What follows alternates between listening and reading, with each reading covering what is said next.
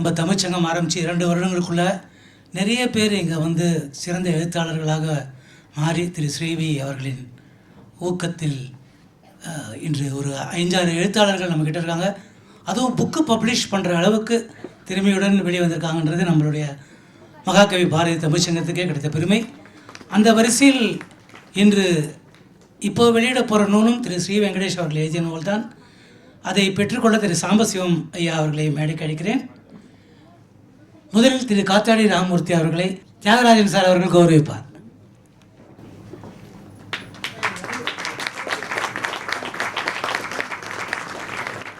நாங்கள் யாருக்கும் இந்த பொன்னாடை இதெல்லாம் தரதில்லை, முடிப்புலாம் தரதில்லை, புத்தகங்கள் தான் பரிசு அளிக்கிறதுன்னு ஒரு கொள்கையை வச்சுருக்கிறோம்.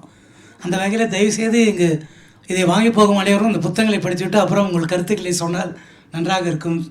இந்த புத்தகத்தை இப்போ திரு காத்தாடி ராமமூர்த்தி அவர்கள் வெளியிட திரு சாம்பசிவம் அவர்கள் பெற்றுக்கொள்வார். நன்றி.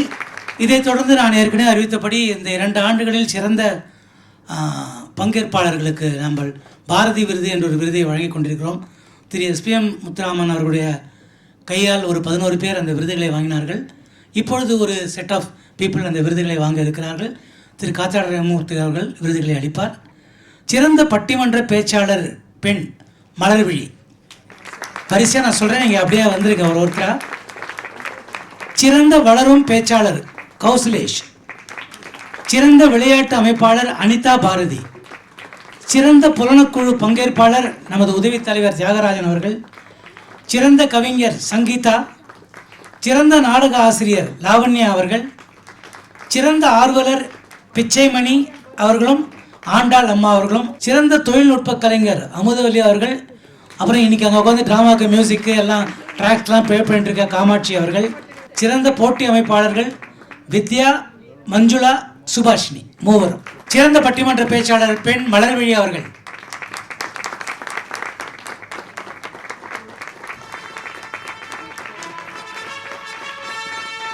வளரும் பேச்சாளர் கௌசலேஷ் அவர்கள்.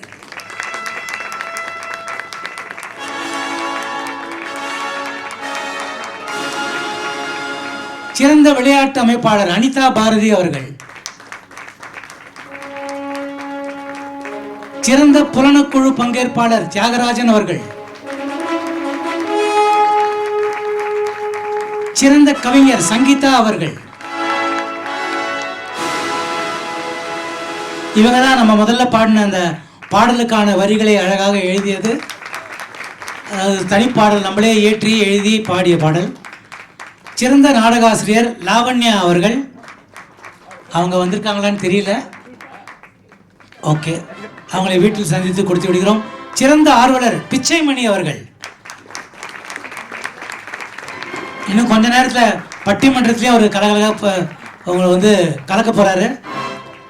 ஆண்டாள் அம்மா அவர்களும் வரவில்லை என்று நினைக்கிறேன்.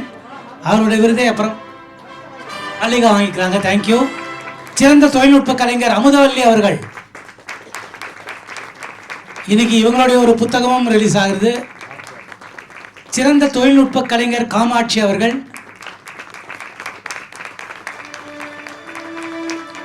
சிறந்த போட்டி அமைப்பாளர்கள் மூவரை தேர்ந்தெடுத்திருக்கிறோம். இந்த 2 வருடங்களில் எக்கச்சக்க விளையாட்டு போட்டிகளை நடத்தி திறம்பட அதில் வந்து எல்லாரையும் இன்வால்வ் பண்ணி தூள் கலப்பினவங்க. வித்யா, மஞ்சுளா, சுபாஷினி மூவரையும் மேடை கழிக்கிறோம்.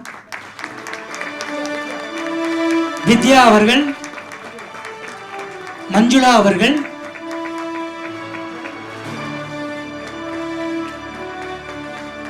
எங்களது பூர்வாருக்கே மருத்துவராக இருக்கும், யாருக்கு கை கால் சுலுக்கி கொண்டாலும் தனது கிளினிக்கில் அழைத்து சென்று அவர்களை மறுபடி இயங்க வைக்கும் டாக்டர் சுபாஷினி அவர்களுக்கு நன்றி நன்றி நன்றி. இன்னைக்கு இந்த புக்கு ரிலீஸ் ஆனதில் தமிழ்ச்சங்கம் பெருமை கொள்கிறது. 5 பேர், நாங்கள் 5 பேர்னு வச்சோம். 5 புத்தகங்கள் ரிலீஸ் ஆகுது. அடுத்து நடக்கக்கூடிய நிகழ்ச்சிகளில் இன்னும் ஒரு 5 எழுத்தாளர்கள் உருவாக வேண்டும் என்பது நமது தமிழ்ச்சங்கத்தின் கனவு. பாரதி சொன்னது போல கனவு மெய்ப்படும் என்று நான் நம்புகிறேன். என்னுடைய இந்த புத்தகம் வந்து என்னுடைய முதல் முயற்சி. நான் ரொம்ப சீரியஸான பேச்சாளர், சீரியஸாக தான் எழுதுவேன். நகைச்சுவை எழுத வேண்டும் என்று எனக்கு ஒரு ஆவலை விதைத்தது வேறு யாரும் இல்லை, நம்முடைய பன்முக கலைஞர் சாய்ராம் அண்ணா அவர்கள் தான். எனக்கு ரொம்ப பெருமை தரக்கூடிய விஷயம். அதில் அணிந்துரை எழுதியிருப்பதும் எங்களுடைய நிதி செயலர், என்னுடைய உடன்பிறவா சகோதரர் சாய்ராம் அண்ணா தான். அதை நகைச்சுவை நாடகத்தினுடைய தென்றலாக இருக்கக்கூடிய நாயகர் அவர் கையால் ரிலீஸ் பண்ணது இன்னும் பெருமை. தயை கூர்ந்து ஐயா அதை படித்த பிறகு அதில் எதெல்லாம் நல்லா இல்லைன்றது மட்டும் எனக்கு சொன்னீங்கன்னா நான் செழுமைப்படுத்திக் கொள்வேன். நன்றி. அனைவருக்கும் வணக்கம். முத்துராம் சார் பேசுனதுக்கு அப்புறம் பேசுறது கொஞ்சம் அதிக பிரசங்கத்தனமாக இருக்குன்னு நினைக்கிறேன். டயத்தை பொறுத்த வரைக்கும் சொல்கிறேன். இவர் இது புத்தகத்தை படிச்சுட்டு சொல்லிட்டுனார். ஆனால் பேரை பார்த்த போலே புத்தகம் எப்படி இருக்குங்கிறது மாதிரி என்னால் யூகிக்க முடியுது. கோடை இடி காமுவும் தொடை நடங்கி சோமுவும். இது கிட்டத்தட்ட அப்புசாமி சீதா பாட்டி லெவலில் இருக்குன்னு நினைக்கிறேன். ஏன்னா அப்புசாமி எனக்கு உள்ள ஒரு பெரிய சந்தோஷம். நாடக உலகத்தில் இத்தனை நாள் நான் இருந்ததுக்கு எனக்கு பெரிய சந்தோஷம். துப்பறியும் சாம்பு கேரக்டர் பண்ணியிருக்கேன், அப்புசாமி கேரக்டர் பண்ணியிருக்கேன். அதுதான் எனக்கு வாழ்க்கையில் ரொம்ப பெருமையாக நினைக்கிறேன். பைசாவெல்லாம் அப்புறம்தான். அண்டு சாய்ராமன்கிட்ட ஃபோன் பண்ணி சொன்னபோது நான் ஏதோ சாதாரணமாக நினச்சேன். ஆனால் இங்கே வந்தப்புறம் தான் இவ்வளவு பெருசாக இருக்குன்னு நினைக்கவே இல்லை நான். அது அவன் அப்புறம் ராம்ஜி சொன்னார், இது மாதிரி பள்ளிக்கரணை அங்கே போய் பாரு, கிட்டத்தட்ட 2000 ஒரு தனி தேசம், அது ஒரு கம்யூனிட்டி, அப்படி ஒரு தனி பிளேஸாகவே இருக்க முடியும். நான் சொன்னேன், என்னை பள்ளிக்கரணை கூப்பிடாம இங்கே சபை ஆடிட்டோரியத்தை கூப்பிட்டாங்க, அடுத்த தடவை பள்ளிக்கரணைக்கு வரேன்னு சொல்லியிருக்கேன்.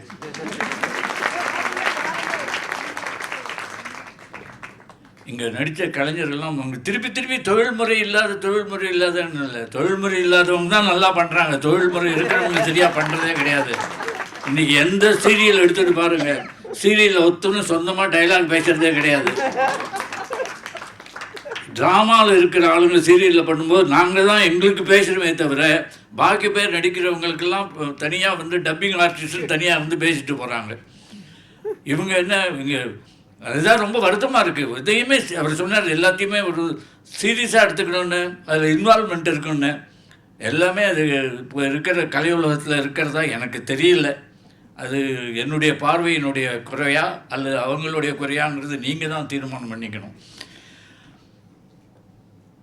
நாடகங்கிறது என்னை பொறுத்த வரைக்கும் ரொம்ப கஷ்டமான விவகாரம். அதுதான் எல்லாத்துக்கும் ஆரம்பம், தாய் எல்லாம் சொல்லலாம். அதுக்கப்புறம் சீரியல் சினிமாலாம் வந்து அதனுடைய நிழல்கள் தான் அப்படி இருக்கணும். ஏன்னா நாடகத்தில் நடிக்கிறது தான் கஷ்டம்.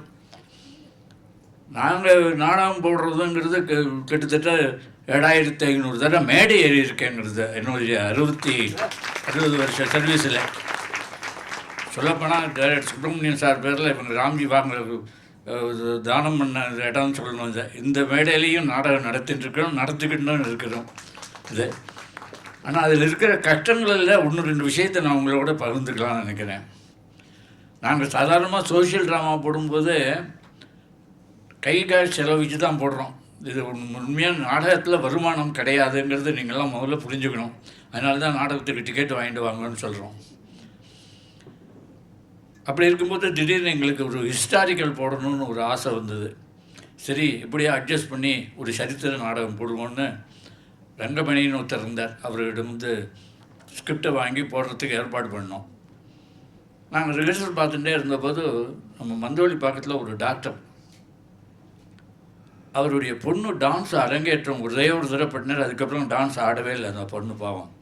நாங்கள் ட்ராமா நினைத்துட்டு இருக்கும்போது, உங்கள் ட்ராமாவில் ஒரு டான்ஸுக்கு ஒரு சந்தர்ப்பம் கொடுங்க. நான் சொன்னேன், சார் ட்ராமா போடுறதே கஷ்டம், இல்லை டான்ஸுக்கெல்லாம் எங்கே வச்சு அப்படின்னு. இல்லை, ஒரு 2000 ரூபா நான் சொல்கிறது 70 2000 ரூபா பணம் தரேன். எங்களுக்கெல்லாம் மூச்சை நின்று போயிடுது. 200 ரூபாய்க்கு ட்ராமா போட்டுருவங்களுக்கு இல்லையா 2000 ரூபா தரேன்னு.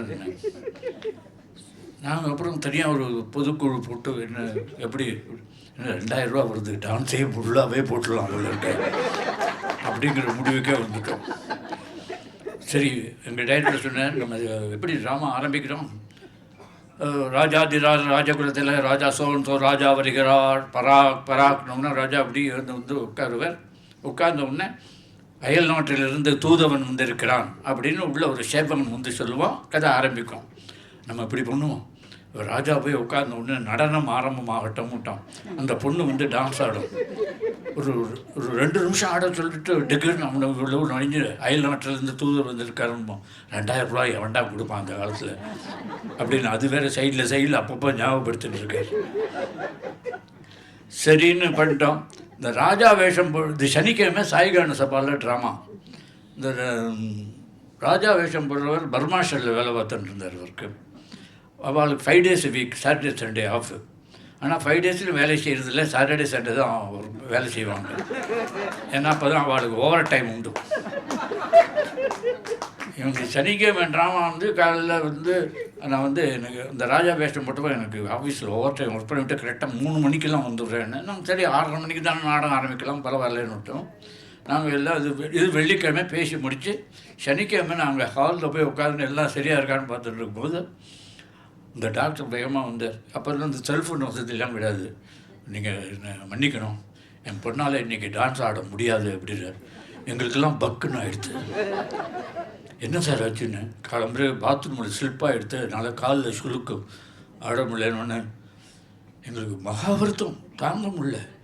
அந்த பொண்ணு டான்ஸ் வரலன்னு இல்லை, 2000 ரூபா வருமா வராது அப்படின்னு அவ்வளோதான். ஆனால் எங்களுடைய முக பாவனையிலே அவர் புரிஞ்சுன்னுட்டார். நான் பணம் பேசின பிரகாரம் கொடுத்துட்றேன், நீங்கள் டான்ஸ் கிடையாது அப்படின்னு. எங்களுக்கு ரொம்ப கவலை, அந்த பொண்ணு டான்ஸ் ஆடணுமா ஆடலையாங்கிறதா, பைசா ஒன்றும் அதுதானே, அது கவலை. சரின்னுட்டு அப்புறம் சொல்லி பெரிய சாரி சார், நீங்களே டாக்டர் வேறு ஏதாவது நல்ல டாக்டர் காமிங்க அப்படின்னு சொல்லிவிட்டு நாங்கள் ட்ராமா ஆரம்பித்துக்கு எல்லாம் பண்ணோம். ஃபஸ்ட் பெல் அடித்தாச்சு, எல்லாம் வந்து ப்ரேயர் முடிச்சு எல்லாம் வந்து டென்ஷனாக இருக்கும். டைட்டில் சாங் முடிஞ்சு ப்ரேயர் சாங் முடிஞ்சு டைட்டில் சாங் முடிஞ்சு ஆரம்பித்தோம். ராஜாதி ராஜா ராஜகுல திலகர் டிக்குன்னு ராஜா வந்து போய் உட்கார்ந்தான். உட்காந்து நடனம் ஆரம்பமாகட்டும். அப்போ தான் எங்களுக்கு ஞாபகம் வந்தது, இருந்த டென்ஷனில் அவங்ககிட்ட நடனம் கிடையாதுன்னு சொல்ல மறந்துட்டோம். எங்களுக்கு அப்போ தான் ஐயோ அது இப்படி நடக்குமா நீங்கள் யோசனை பண்ணி பாருங்க. முக்கியமான விஷயம் ஃபோன் பேசணுன்ட்டு ஃபோன் எடுத்து பேச ஆரம்பிப்போம். எல்லா விஷயத்தையும் பேசிட்டு ஃபோனை வச்சப்புறம் தான் ஐயோ எதை சொல்லுமோ அதை மறந்து போயிட்டோம்னு. அது மாதிரி இருந்த டென்ஷனில் அவங்ககிட்ட அந்த டான்ஸ் கிடையாதுங்கிற விஷயத்தை சொல்லலை. உடனே எங்கள் டைரக்டர் என்ன பண்ணுறதுன்னு தெரியாமல், டே நீ போய் வந்து அயல் நாட்டிலேருந்து தூதுவன் வந்திருக்கிறான்னு சொல்லு அப்படின்னு. ஆமாம், உள்ளே போய் வந்து அயல் நாட்டிலேருந்து தூதுவன் வந்திருக்கு, முதலில் நடனம். அவனுக்கு என்ன பயம், 2000 ரூபா பணம் கொடுக்குறேன்னு சொல்லியிருக்காரு. டான்ஸ் இந்த பொண்ணு ஆடலைன்னா 2000 ரூபா நம்மகிட்ட வாங்கிட்டாருன்னா என்ன பண்ணுறதுன்னு பயம். அவன் இல்லை, அயல்நாட்டிலிருந்து தூதுவன், இவன் நடனம் தூதுவன், நடனம் தூதுவன், 2 பேருக்குள்ளே 5 நிமிஷம் சண்டை. இந்த தூதுவனா வேஷம் போட்டவன் வேறு வழி இல்லாமல் மன்னவா வேண்டுமானால் நான் ஆடி விடுகிறேன் அப்படின்னு சொல்லி அது மாதிரி ஒரு மாதிரி நாடகத்தை முடித்தோம். இது மாதிரி இன்சிடெண்ட் எங்களுக்கு நாடகத்தில் நிறையா நடக்கும். நான் இதுக்கு மேலே பேசி உங்கள் டயத்தையும் என் டயத்தையும் வேஸ்ட் பண்ணுறதுக்கு நான் விரும்பல. எனக்கு இங்கே கூப்பிட்டு இந்த ஆனர் கொடுத்த எனக்கு சாய்ராமை பற்றி நான் ஒன்றும் சொல்கிற மாதிரி இல்லை. என்ன பண்ணிட்டார், நல்ல புத்திசாலி சார். யாராவது வருவானோ வரமாட்டானோன்னு, லேட்டாக வருவானோ முன்னாடி வருவானோ அப்படின்ட்டு கன்வீனியன்ஸுங்கிற பேரில் ஒரு அமௌண்ட் அனுப்பிச்சுட்டான். எங்களுக்கு கமிட்மெண்ட்டு, கையில் காசு வாங்கியாச்சுன்னா கன்வீனியன்ஸ் வாங்கிட்டு வராலேன்னா ஒட்டிக்கு 2 அடுத்த தடவை கேட்பான். அதனால் பயம். But very nice gentleman. அவன் வந்து உங்களோட இருக்கிறது உங்களுக்கெல்லாம் ஒரு பெரிய அசட்டுன்னு தான் நான் சொல்லுவேன். அப்புறம் ராம்ஜி அபசுரம். ராம்ஜியோட ஸ்வரம் தான் ஜாஸ்தி அவங்ககிட்ட. அவனு ஃபேமிலியே எங்களுக்கெல்லாம் ரொம்ப நல்லா தெரியும். இருந்தாலும் எனக்கு ஒரு கமிட்மெண்ட் எனக்கு இருக்கிறதுனால நான் போக முடியாத ஒரு சூழ்நிலை. என்னை மன்னிச்சிடுங்க ப்ளீஸ். என்னால் உங்கள்கிட்ட நன்றி.